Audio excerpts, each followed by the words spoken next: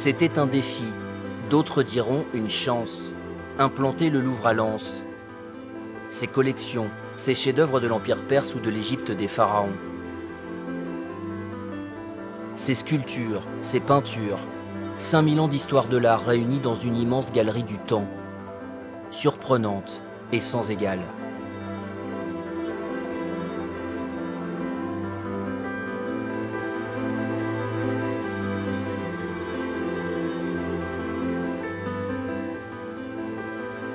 Le plus célèbre musée du monde s'est donc offert un prolongement ici, au milieu des terris les plus hauts d'Europe, au cœur d'une terre ouvrière, celle du Nord-Pas-de-Calais, seule région de France désireuse d'accueillir un tel projet en 2003. Une décennie plus tard, voici le Louvre-Lens, archétype du musée moderne, ouvert sur l'extérieur et non replié sur soi. Un Louvre à part entière et entièrement à part.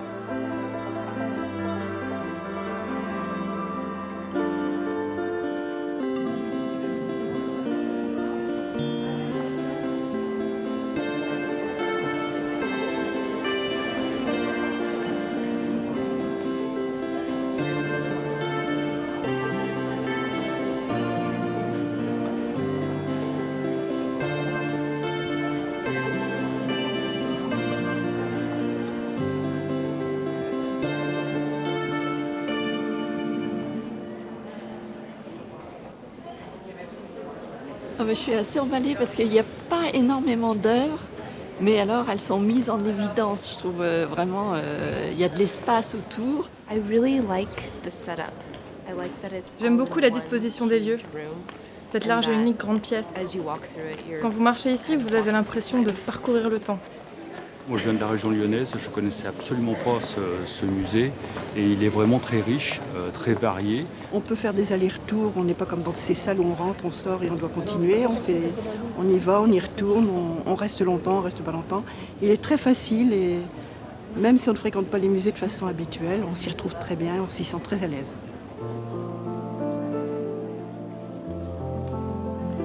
Le Louvre-Lens a été inauguré en décembre 2012 sur un double principe. Un renouvellement annuel de ses œuvres, issues des collections du Palais parisien, et des expositions temporaires tous les 6 mois. Rubens, le sacré, l'art étrusque, les thèmes et les époques les plus variées ont inauguré les lieux.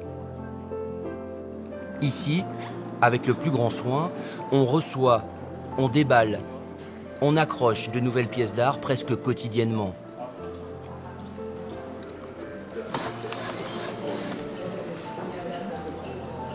C'est le travail de Luc Pirala, le chef du service conservation et de ses équipes.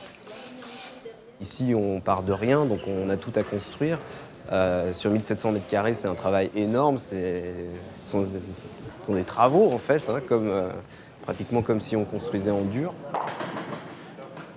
Le scénographe, la signalétique, l'éclairage sont réunis pour ouvrir à temps. Ce qui est particulier dans mon travail, c'est que j'ai pas qu'un projet comme ça à regarder. On est déjà en train de travailler de manière très fine sur l'exposition d'après et l'exposition d'encore après.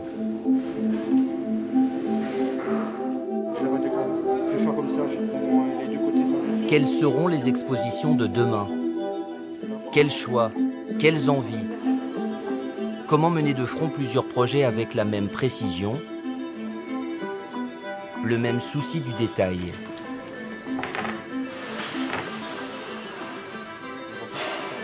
Pour bien comprendre le Louvre-Lens, il faut se rendre à Paris. L'ombre tutélaire de la maison mère parisienne n'est jamais bien loin, surtout quand il faut planifier les futures expositions.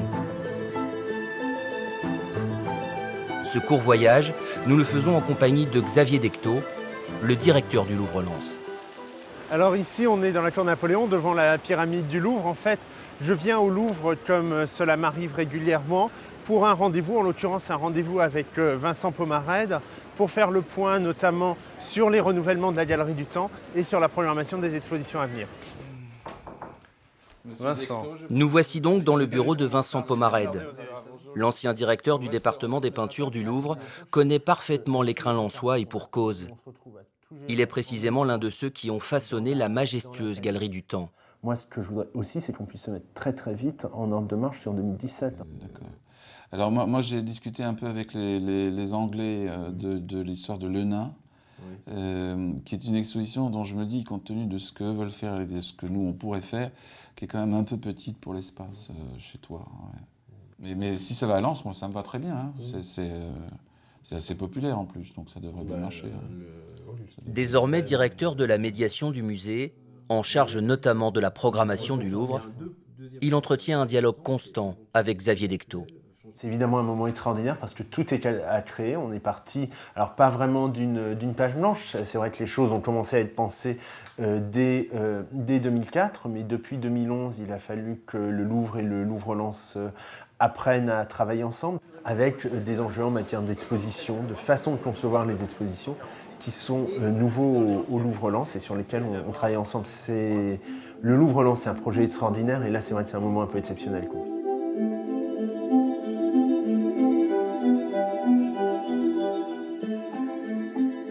On a véritablement complètement bousculé les murs. Ici, au Louvre, nous sommes dans un palais historique, donc nous avons les contraintes de l'architecture ancienne. Nous avons une répartition par département, nous avons une répartition par technique, alors que là, on avait une grande et merveilleuse boîte vide qui était la Galerie du Temps. Donc on peut confronter les peintures avec des sculptures, des œuvres égyptiennes avec des œuvres grecques. Et ça, c'est quelque chose qui, au moment des renouvellements de cette Galerie du Temps, va nous permettre de tenter d'autres expériences avec d'autres thèmes. La Galerie du Temps est accessible gratuitement. Un choix qui n'explique pas à lui seul le succès du musée, près d'1 million de visiteurs la première année. C'est donc qu'il s'y passe quelque chose, une atmosphère, pour certains même une révélation. C'est le cas de Michel Denis, ouvrier à la retraite et désormais passionné d'art à plein temps. Ouais, j'étais mécanicien dans une fonderie et l'art là-bas, c'était pas notre tasse de thé, quoi. Hein, c'était plutôt physique. Et après, c'est venu ici derrière, je suis parti en retraite. Et là, j'ai appris qu'on pouvait justement prendre des cours. Donc j'ai foncé tout de suite là-bas. Et après, j'ai disposé du musée. Mais s'il me vient d'un seul coup une petite truc, une question, hop, je mets ma veste. Comme c'est tout prêt, j'ai cette chance-là. Je vais tout de suite voir le détail qui me manque. Même des fois que pour un détail, j'y vais. Et puis je suis content. Puis je reviens, je reprends les trucs, mes notes. Et en plus, là-bas, il y a vraiment de quoi. C'est équipé en livres aussi, là-bas, beaucoup. Donc ça, c'est l'Amérique. Hein, Sacré challenge pour cet homme de 62 ans et sacré symbole pour un musée qui doit trouver ses marques. La brique, les terris, ce bassin minier classé au patrimoine mondial de l'UNESCO.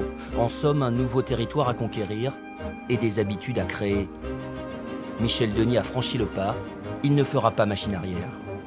Puis vous apprenez, puis si vous ne comprenez pas, vous demandez des renseignements, puis après, petit à petit, vous ne devenez pas aussi fort qu'eux, mais vous devenez un peu comme eux, quoi. Et c'est ça qui est encourageant, ça vous fait plaisir de ne plus vous sentir inférieur dans ce domaine. Disons qu'il y a eu au début des périodes de découragement, parce que c'est tellement de choses à apprendre, vous ne connaissez rien, vous découragez, j'y arriverai jamais, parce que c'est vrai, quand je vois, rien que les médiateurs ou des gens, vous voyez même des gens des fois sur le petit écran, ils en savent. Vous êtes là, vous apprenez des trucs, vous retournez sur un tableau, vous vous rappelez plus, parce que c'est une question d'habitude aussi. Parce qu'après, en s'habituant, on mémorise mieux un tableau. Alors qu'au début, il faut revenir 10 fois, 20 fois dessus. Même rien que le nom des fois de l'auteur avec le nom du tableau, ça m'a pris des mois au début. Alors que maintenant, je vois un tableau, je lis le nom du peintre, le nom du tableau, la scène représentée, ça reste. Les œuvres du musée font désormais partie de son quotidien. Comme cette vue du golfe de Naples, signée Joseph Vernet. On prend goût à ce truc-là, on regarde de plus près, puis on s'aperçoit que c'est comme un film ou c'est comme un livre. On cherche les détails, et puis pour finir, on rentre dedans, comme dans un film de science-fiction, et puis voilà, c'est fantastique. Et puis vous pouvez être devant une œuvre comme ça, comme celle-ci, l'éplucher pendant des heures et des heures. Il y a de tout là-dedans, hein. Ça c'est surtout celle-là, il y a la profondeur, il y a tout. c'est la baie de Naples, bon d'accord, derrière on voit Naples en fond, devant on voit les scènes un peu plus campagnardes, la ville un peu décalée, quoi, hein, c'est pas le cœur de la ville. Puis en plus, derrière ça, il y a ce fameux arbre qui m'intrigue. Moi je le vois balayé par le vent. Vu les feuilles comme elles sont, je vois que ça part dans tous les sens. Et je pense que l'auteur a voulu donner de la vie à son tableau. Donc c'est ça, pour ça, et même quand je regarde de plus près, je vois il y a les herbes, elles sont dans les deux sens. Donc on voit bien que c'est un vent tournant.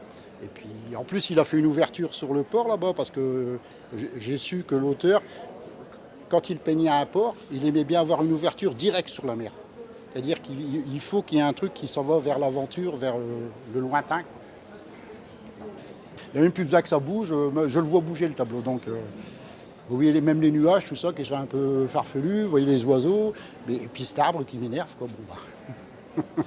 Et maintenant, je suis branché dessus.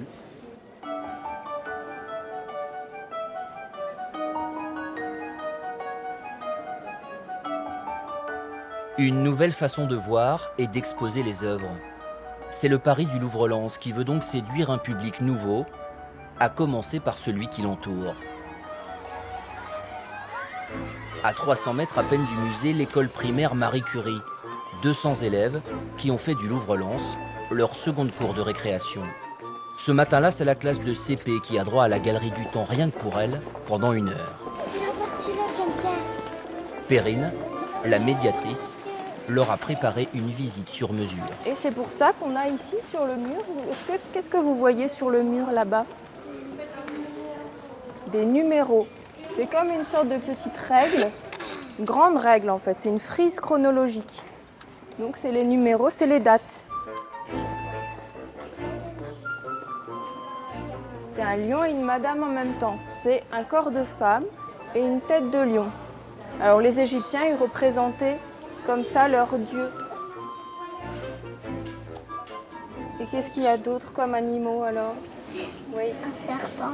Un serpent, un chien, des chevaux, bien. Oh, il a bien regardé. Oui. Une chouette. Une chouette. Super, tu as vu celle qui était la plus cachée, la chouette.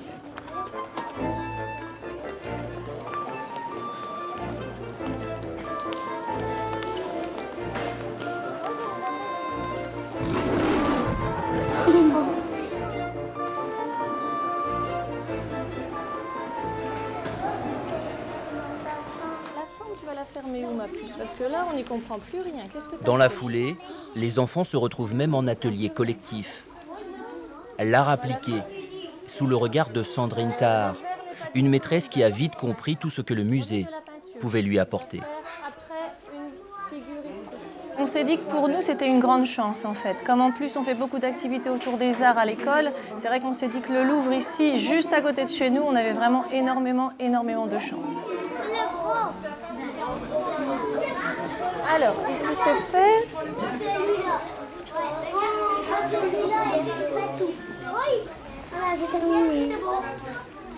C'est très bien. Je vais t'aider. Ramasse les pots. Louvre, L. Le E, regarde ici. Hein. Non, là. 10, 11, 2010. 1 et 3. 2013. Est-ce que c'est beau, Bastien? T'es fier? Oui. Oui. On n'a pas écrit merci, on le dira à la dame. Donner envie aux petits, donner du sens aux plus grands. En rejoignant la galerie du temps, nous percevons une voix plus singulière que les autres, qui distille ses commentaires de petits groupes en petits groupes. Le fait qu'il y a des plumées aussi sur ces coiffures-là, ce qui est quelque chose d'un peu plus caractéristique de l'art iranien, puisque ce sont 2 œuvres iraniennes. Vous avez même une œuvre qui est très intéressante. Godelaine Van Hersel n'est pas guide, ni médiatrice, mais enseignante missionnée par l'Éducation nationale. Vous voyez donc la statue de Marc Aurèle avec le bras levé. Son rôle, conseiller d'autres professeurs au sein du musée et concevoir avec eux leur future visite. Alors, L'enquête progresse. Alors, on se pose toujours des questions, on essaye de se mettre à la place de nos élèves. Ok. Donc on se dit peut-être que ce genre de statut qui est plus élaboré, qui fait vraiment le guerrier, c'est quelque chose qui va plus leur parler déjà.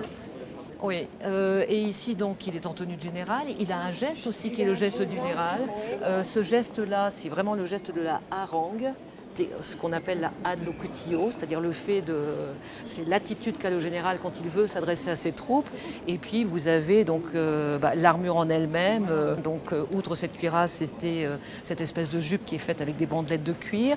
Indiqué par exemple que les chaussures montantes qu'il a, c'est un signe d'appartenance à la hiérarchie dans l'armée romaine. En fait, plus les chaussures sont hautes, plus vous êtes haut dans la hiérarchie. Tu vois, il y a des détails comme ça. Il y a des tas de détails. Demandez aussi aux élèves de s'approcher pour regarder les détails, de reculer ensuite, parce qu'on ne voit pas non plus la même chose quand on regarde de près ou quand on regarde de loin. Regardez la manière, par exemple, dont la pierre est travaillée. Les boucles des cheveux ici, elles sont très creusées, donc vous avez des ombres un peu plus marquées. Je pense qu'on ne peut qu'enseigner qu'à condition d'être intéressé par ce qu'on fait. Et donc, j'ai dit plusieurs fois à des enseignants dans les différents groupes de choisir des œuvres qui leur plaisaient à eux.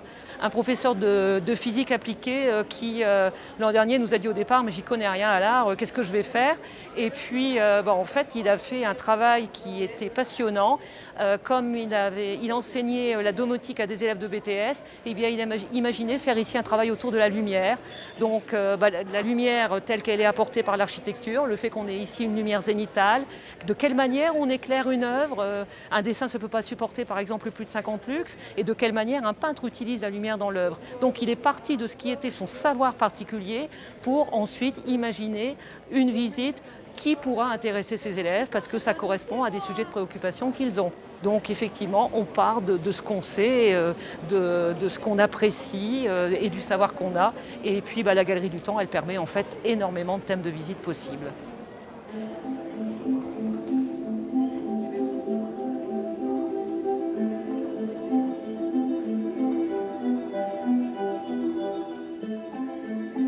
Pour attirer de nouveaux visiteurs, le Louvre-Lens ne se contente pas d'exposer sa formidable galerie du temps. Il a pris le risque de se dévoiler, de se montrer comme aucun autre musée d'envergure n'a jamais osé le faire. Pour cela, il faut se rendre au sous-sol. D'habitude, lieu sacré, réservé aux seuls professionnels. Ici se trouvent les réserves, pièces non encore exposées ou en cours de restauration. Donc ici, vous êtes vraiment au cœur des réserves, dans la pièce qui sert au stockage des œuvres. On considère que cette histoire de restauration et de dérestauration participe totalement à l'histoire de l'œuvre. La visite se fait par petits groupes. Aujourd'hui, c'est Céline qui présente ses trésors cachés. Il a fallu attendre le XXe qu'un collectionneur refinance une partie des cadres au musée. Donc là, le musée a tenté de retrouver des cadres se rapprochant le plus possible de l'époque de l'œuvre. On peut se permettre des choses ici qu'on ne se permettra pas à Paris ou qu'on n'a pas les moyens de se permettre dans d'autres structures. Et là encore, on est dans le côté un peu musée du XXIe siècle, un laboratoire du musée.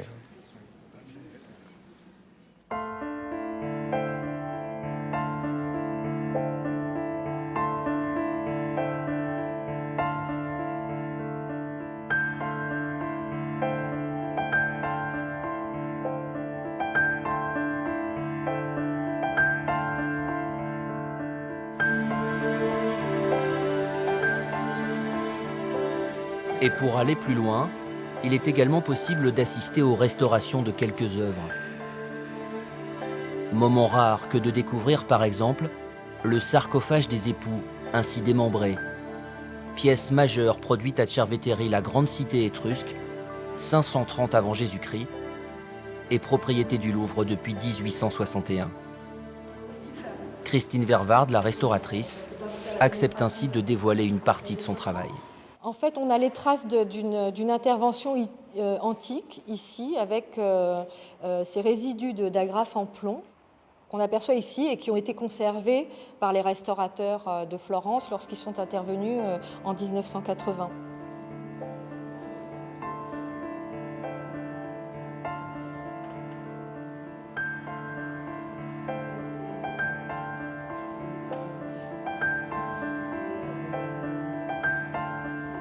C'est un petit peu une première, hein. C'est un concept assez original du musée du Louvre-Lens.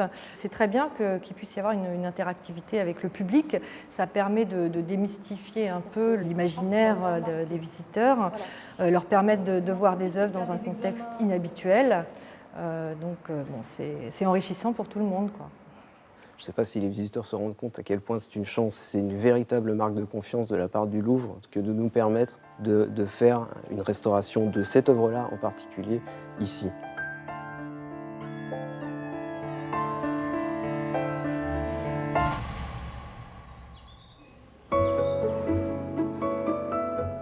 Notre exploration du Louvre-Lens ne serait pas complète sans un détour par les jardins qui entourent les bâtiments.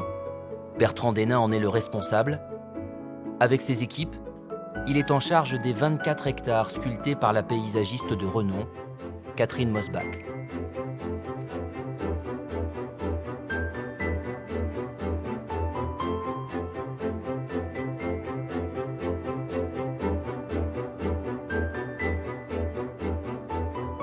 Le parc a été construit sur un ancien terri, un terri à plat.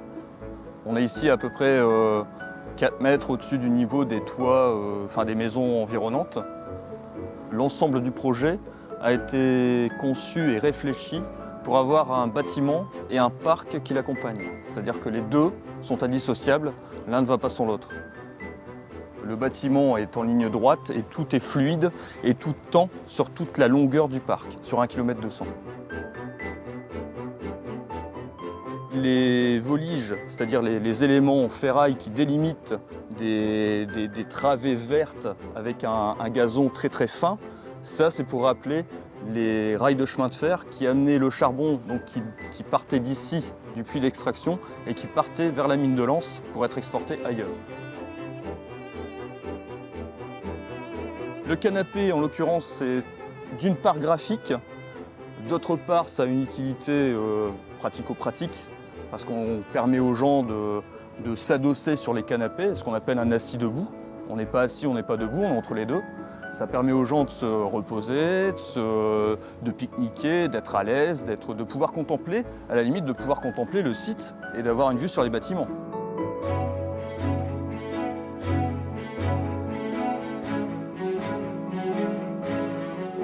Il y a un projet global sur l'ensemble du territoire qui va permettre de relier Liévin, Avion, Lens par des couloirs verts, les anciens carreaux de mine. Et ici, on est sur le point de départ. On est vraiment sur l'initiation de ce que sera Lens dans les années futures. Et le parc et le musée sont le pied à l'étrier du développement de Lens dans les années à venir.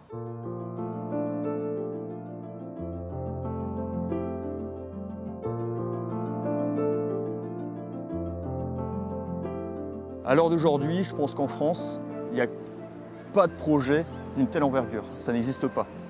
On va faire ici des expositions d'œuvres d'art en grandeur nature sur des surfaces vraiment importantes. Et là, on aura toute l'adéquation entre le bâtiment et le parc. Le parc va devenir lui aussi zone d'exposition.